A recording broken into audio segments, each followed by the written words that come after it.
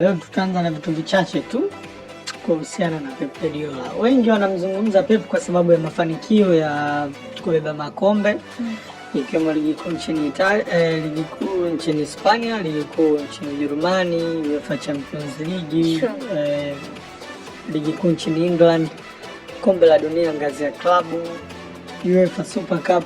Wengi wanamtaja Pep kwenye mafanikio hayo. Lakini mimi nataka niwapeleke watu kwenye vitu ambavyo havikuwa vinaonekana kwa urahisi, ni vitu vya ndani kweli kweli, na baadaye hivyo vitu ndio vimemfanya Pep amekuwa huyo Pep mwenye mafanikio.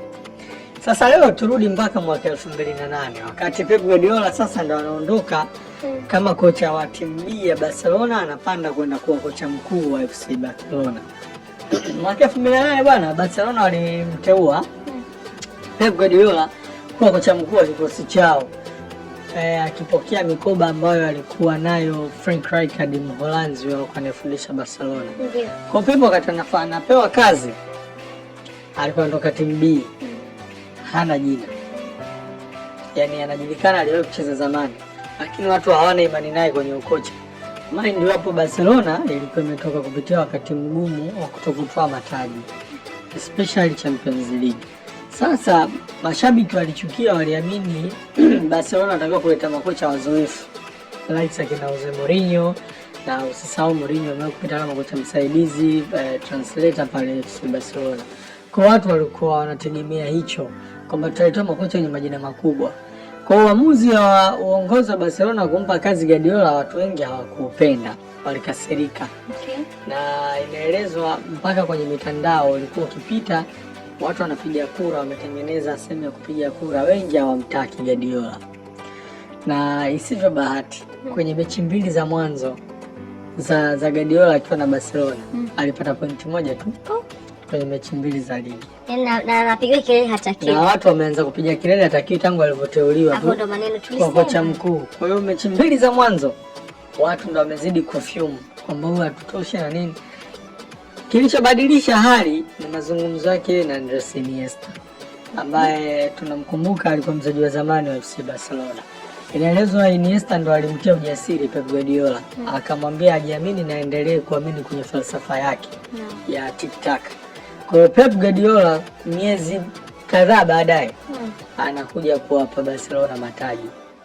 Tena treble. Kama haikutosha, Pep Guardiola akaondoka FC Barcelona mwaka 2012. Alipoondoka ule msimu wa 12-13, Guardiola alichukua likizo muda mrefu kidogo, mpaka pale ambapo alikuja kupata kazi Bayern Munich akichukua mikoba ya Juventus. Na pale alipokaa, wachezaji wanasema Guardiola alitambulisha sheria mpya, ilikuwa inaitwa sheria ya dakika 32. Hiyo sheria ya dakika 32 ni watu walimnotice Guardiola akiwa nje ya mpira, hata akienda dina au akienda sehemu ku refresh. Baada ya dakika 32 tu Pep akili yake inarudi kwanza mambo ya mpira. Kwa wanasema obsession alikuwa nayo ni kubwa na mpira. Na miongoni mwa wachezaji ambao wamewahi kuzungumza ni pamoja na Robert Lewandowski. Anasema Guardiola alikuwa ni jambo la kawaida. Sema hapa leo mafundisho kwamba tutacheza hivi kesho na timu fulani. Alafu Lewandowski anakuambia mmefika tu kwenye dressing room mnajiandaa na ile mechi. Guardiola anawaambia sauni kila kitu nilichoelekeza, anawafundisha kitu kipya. Wanasema ni kwa sababu Guardiola alikuwa anaona baadhi ya details ambazo watu wengi walikuwa hawazioni. Kwa hiyo kwake Guardiola ilikuwa ni rahisi, anaweza akaamka akawapa mbinu hii, alafu saa chache kabla ya mechi anabadilisha mbinu zote. Au anaeleza wakati mwingine alikuwa anapenda kuangalia mazoezi mechi peke yake, anajifungia anaangalia. Au wengine wanasema Pep Guardiola inaripotiwa alikuwa na mtindo wa kukaa mishale ya usiku sana, anaangalia clip za mazoezi, sio za mechi, za mazoezi. Huyo ndo Pep Guardiola. Baada ya kufika Bayern alitengeneza kitu kipya. Kule Barcelona alianzisha tic-tac ambayo ilikuwa amerithi kutoka kwa marehemu Johan Cruyff, ambaye naye aliwahi kucheza Barcelona baadaye akawa mwalimu. Sasa wale Mholanzi ndo alimfundisha Pep ya falsafa. Yeye ndo akaingiza Barcelona. Na mwanzo ilipokuwa inashindikana ndio Iniesta pale nilipoeleza kwamba yeye ndo alimtia ujasiri Pep Guardiola. Lakini kule Bayern alivyoenda, kule akaanzisha kitu kipya. Kule akaanzisha kucheza kwa nafasi. yani yeye kucheza kwa nafasi. Hata Barcelona iliwahi kutokea hiyo, lakini ya Barcelona ilikuwa kali, ila huku Bayern ndio ilikuwa maisha mapya. Yani kuna baadhi ya wachezaji walibadilishwa nafasi. Kwa mfano Philipp Lahm alitoka kwa namba 2 akawa kiungo. Na hata Manuel Neuer kutumia vizuri mguu wake wa goalkeeper ilikuwa ni chini ya uongozi wa Pep Guardiola. Huku Barcelona huku kuna kisa chake na Thierry Henry cha kuheshimu kucheza kwenye nafasi. Thierry Henry anasema yamefika Barcelona, alikuwa ametoka Arsenal. Unajua ametoka Arsenal, club ambayo yeye ndo alikuwa star, timu ikipata mpira wanampa, anapiga chenga nini kila kitu yeye. Lakini alifika Barcelona, Guardiola akamwambia mimi nataka ukae pembeni, nisikuona unaingia ndani, nataka ukae pembeni uchezee, yani winga ufunguke kwenye touchline. Sasa Henry anasema kwangu ilikuwa ngumu kwa sababu nimetoka klabu ambayo nilikuwa huru nafanya kila ninachojisikia. Lakini Barcelona akakutana nao masharti ya Guardiola. Kwa hiyo anasema Thierry Henry siku moja walikuwa wanacheza mechi na Kazan. Sasa akaona mpira unachezwa sana upande wa Messi. Okay. Yeye akaama position Thierry Henry. Akaenda kujoin ule upande ambao mpira unachezwa sana. Na yeye alishaamboka huko. Na yeye alishaamboka kaa upande ule stoki. Thierry Henry akacheza ule upande akafunga goli. Wanaenda mapumziko 1-0, Barcelona anaongoza. Guess what? Guardiola alimfanyia mabadiliko au mdau wa mapumziko. Walivyorudi Thierry Henry amerudi yuko kwenye bench. Wanaeleza Guardiola ni mtu ambaye anazingatia vitu vitatu: play, possess, position. Kwa tiki-taka ilikuwa ni hiyo, mnacheza na mnamiliki mpira. Mna play na kupossess, lakini position ndio alianzia hapo. Kwa hiyo aliendelea mpaka Bayern Munich. Na alipokuja Manchester City sasa, huko alikuja akaintroduce kitu kipya. Huku ndo masuala ya inverted fullback pia alifanyika sana, kubadilisha beki kwa kiungo, mambo ya false number 9. Wenyewe Uingereza wanamzungumza Pep kama miongoni mwa watu ambao wameufanyia innovation mpira wao. Kesho tutaendelea na Pep Guardiola na namna ambavyo huwa anatumia muda wake baada ya kuwa ameacha ukocha. Inaelezwa baada ya kutoka Barcelona kwenda Bayern, alienda kuishi Marekani kwa muda mrefu, akitaka kuishi mazingira mapya kwa sababu alikuwa akiishi kule Catalonia, bado akili yake ilikuwa na mpira muda mwingi. Kesho Mungu akipenda tutaendelea na Pep Guardiola na visa vyake na sheria zake za vyumba vya kubadilishia nguo zilivyokali. Watu wasichokijua tu, Barcelona pale alipata changamoto, alikutana na mtu anaitwa Lionel Messi. Hichi kiumbe kinapenda kula kuliko maelezo. Ni food monger. Sasa pale ulikuwa kifaa Camp Nou, kuna cafeteria pale ndani. Kwa hiyo Messi muda mchache kabla ya mechi yuko pale anapiga vita. Anachukua anaingia navyo dressing room. Ilikuwa inamkuta kuna kipindi Messi alikuwa anatapika hadi uwanjani. Guardiola aliambia uongozi wa Barcelona, aliambia uongozi wa Barcelona naomba hii cafeteria iondolewe. Wewe. Yes, iliondolewa na Messi alikuwa haruhusiwi kutoka chumba cha kubadilishia nguo akishaingia. Yaani taage afungue huko mradi asiende akapiga. Kwa sababu alishaikuaga hivyo kwamba anataka kupata privacy kidogo. Kumbe alienda kula. Kwa msosi. Karudi mwenyewe ndio mchache wale kabla ya mechi. Kwa Guardiola alikuja. Hata ujasiri dunia. Ondoeni cafeteria huko ndani ya kwanza. Alafu hiyo obsession ya Pep, unajua mpaka mechi kiisha anaweza kumfuata mchezaji kama Raheem Sterling kafunga goli 5 kwenye mechi wanashinda goli 7. Hapo kaanza kumwambia, akaanza kumpanga tena. Alafu kwenye kuaga wachezaji wa Manchester City walichukua video moja akiwa anaongea na kiti kitupu. Anaongea na kiti kitupu, akamuuliza sasa ulikuwa unaongea na nani eti? No. Sawa, nakushukuru sana ulikuwa nasi kwenye bao la asubuhi. Walikuwa ni watendaji wenzangu Chisano, Wakibagizo na Upendo. Upende amani kumbe. Kesho tena tukutane. Kesho sifikiri sio siku. Asubuhi njema, bye bye, love you all.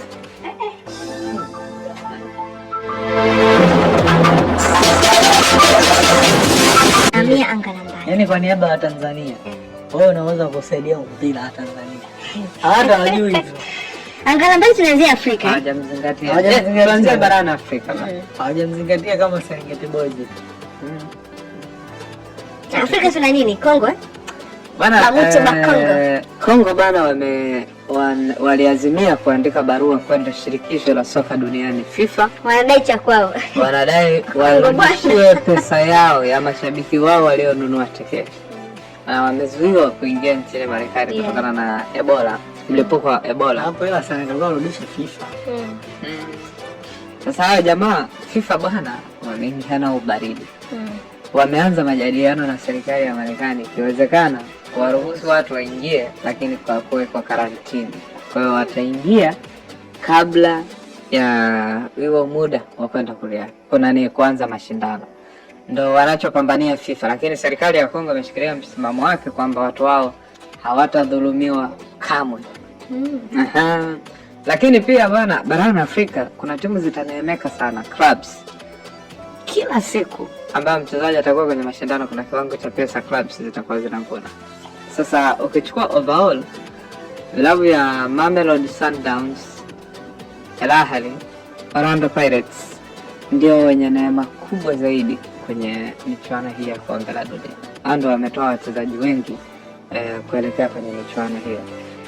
Pale Ahly ametoa wachezaji 8 kwenda timu ya taifa ya Misri, 7 kwenda timu ya taifa ya Misri, lakini wametoa wachezaji wengine kwenda kwenye timu zingine. Morocco wamepeleka mchezaji mmoja, lakini pia inaelezwa kuna mchezaji mwingine ataongezwa hapa katikati kutokana na crisis ya injury kwenye timu yao ya taifa. Kwa hiyo ukichukua kwa ujumla watakuwa wanaingiza pesa ndefu sana. Mamelodi Sundowns pia wameingiza wachezaji 6 kwenye michuano hiyo, lakini pia ukirejea upande mwingine ni Orlando Pirates na wameingiza wachezaji 6 kwenye michuano ya kombe la dunia. Kila siku kuna kiasi ambacho FIFA watakuwa wanawapa, lakini pia kama itatokea mchezaji yoyote kupata injury watapewa fidia. Kama kuna mchezaji yoyote atapata injury. Kwa hiyo wale ambao mna wachezaji ambao mnawatoka malizaneni nao mapema kabla hawajajua kwamba FIFA wanawapa kiasi gani. Sure. Kuna pesa nyingi sana ambayo itatoka huko, na pengine unatamani timu za Tanzania nazo ziwe zina mchezaji huko, labda wangeneemeka. Pesa inayotolewa huko ni nyingi sana. Lakini bwana, pia barani Afrika wakati msimu umemalizika kuna story nyingi sana. Al Ahly wanatafuta kocha. Yes, Thorap anaondoka. Wanasubiri mkataba wake. Kuanzia Julai mosi watamng'oa kichwa.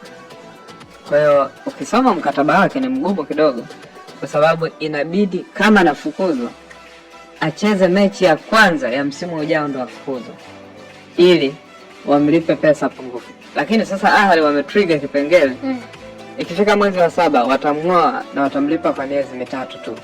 Kwa hiyo Ahly wapo sasa hivi sokoni kumtafuta kocha. Kocha anayehusishwa nao ni Hervé Renard ambaye alikuwa kocha zamani wa timu ya taifa ya Morocco, Cameroon, lakini pia timu ya taifa ya Saudi Arabia. Na ikumbukwe miezi 2 iliyopita alijiuzulu kufundisha timu yake kwa siku chache kabla ya kwenda kwenye finali za michuano ya kombe la dunia. Anakwenda kupata mwalimu gani? Nitakupa maboresho 4 ya makubwa ambayo anakwenda kuyafanya. Striker anakwenda kuimarisha eneo la wings pembeni. Wanaongeza mrithi wa Aliou Dieng pamoja na beki mmoja wakati. Hiyo ni kutoka barani Afrika. Lakini Algeria pia wanaenda kwenye kombe la dunia wakiwa hawajatangaza timu yao. Tuamie Ulaya. Barani Ulaya jana ilikuwa ni usiku wa Crystal Palace. Jean-Philippe Mateta anaipataji Crystal Palace la michuano ya Ulaya UEFA Conference League ambayo Chelsea msimu ujao hata shiriki pia. Na msimu uliopita alikuwa bingwa. Inasikitisha.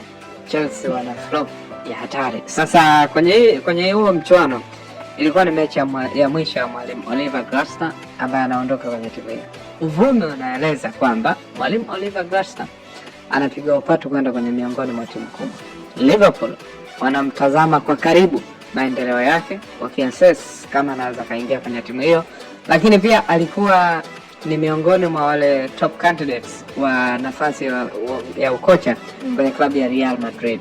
Lakini pia Ajax Amsterdam wanatupa macho pale kuweza kuona kama wanaweza kumpata kwa ajili ya msimu ujao. Oliver Glasner amekuwa lulu sana sokoni kwa sababu ndani ya kipindi cha miaka 2 aliyokuwa na Crystal Palace hivi karibuni wametoa ubingwa wa FA, wametoa ubingwa wa ngao ya jamii, lakini pia wametoa ubingwa wa Conference League. Na hii ndio timu ambayo imeuza wachezaji wengi mastaa kwa siku za hivi karibuni. Olise, Bayern Munich, Eberechi Eze, Arsenal, kuna Maguire, kenda Manchester City. Kuna wachezaji wengi ambao wameondoka kwenye timu hiyo ambao pengine walikuwa na mchango mkubwa, lakini jana wachezaji walilia sana baada ya mechi.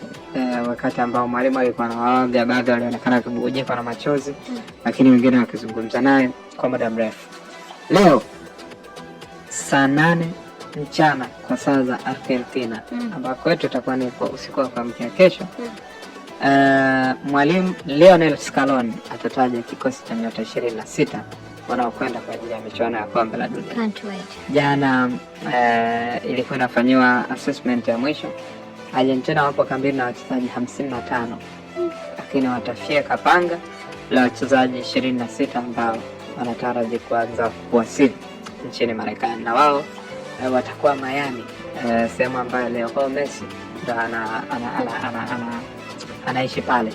Lakini pia mara baada ya utata mkubwa ambao ulikuwa unaendelea, kikosi cha Uholanzi kimewekwa wazi. Wanasema hawa ni dark horse, jamaa wao wanakuepo, hawazungumzi kwenye ubingwa, hawazungumzi kwenye kushindwa, lakini utawakuta robo. Yani wapo na wanacheza mpira mzuri sana. Kwenye kikosi hicho gumzo kubwa ni kukosekana kwa Xavi Simons wa Spurs, ikielezwa kwamba na majeraha, lakini pia kundi kubwa la wachezaji wengi ni wale ambao wamekuwepo na wana mafundi pale katikati. Frank de Jong, Ryan Gravenberch, wana kundi kubwa sana la wachezaji wazuri ambao wanaweza kaleta ushindani mkubwa. Hofu ya watu wengi kwa Uholanzi siku zote huwa inakuwa kwenye maeneo ya safu ya ushambuliaji. Mpaka sasa hivi katazama Wout Weghorst yupo, mzee wa magoli ya miujiza, lakini hawana mshambuliaji huyo. Memphis Depay, Claude Matthias Gakpo bado sina wachezaji ambao wanaweza kawa mastaa wakubwa. Naomba nisome comment moja YouTube wakati Chisano akiwa anaingia kwenye kibwagizo. Kuna jamaa mmoja anaitwa Feitoto, sasa sijui jina lake halisi ama la, amesema Aziz Ki alikuja na kelele na akawaka vibaya mno. So mimi naomba niwe tofauti na wewe. Aziz Ki hakuja na kelele. Aziz Ki hakuja na expectation. Aziz Ki alikuwa yuko bora alikotoka kwa kumbukumbu zangu. Tena bora akiwa mkimya, akiwa hana pia kelele, kama tuko sawa hapa ndani. Aziz kulikuwa na nongwa.